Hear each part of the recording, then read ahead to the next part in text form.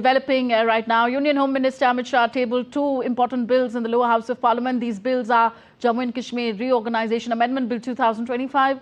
This is a bill further to amend the Jammu and Kashmir Reorganisation Act 2019. The second bill introduced by Amit Shah is the Constitution 130th Amendment Bill 2025. This bill aims at introducing Section 5A to Article 239AA to address the issue of removal of elected representatives.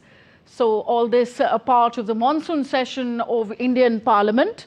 And of course, last we saw live visuals coming in. The lower house of Indian Parliament adjourned till 3 p.m. Let me now go over to Dibendu Mondal joining us from the Indian Parliament House. Dibendu, if you could summarize for us what has just happened in after Lok Sabha, the lower house of Indian Parliament resumed at 2 p.m.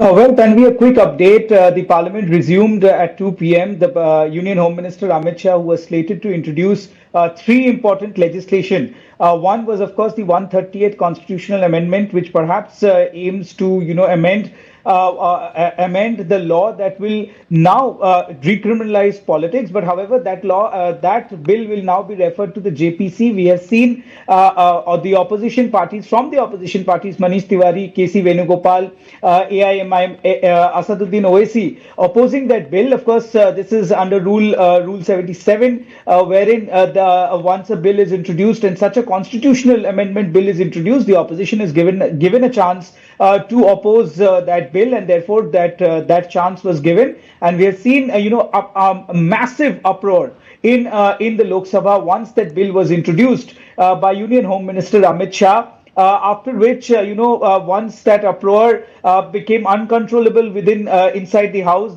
had to be adjourned till 3 p.m.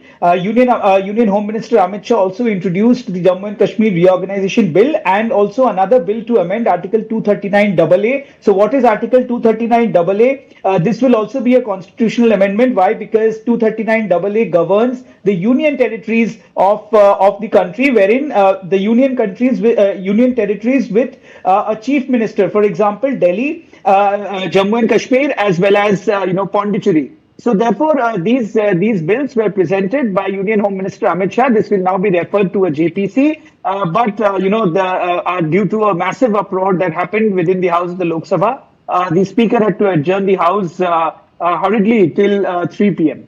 Okay, and a word also on the online gaming bill, its regulation. If you could tell us what that bill has in its features.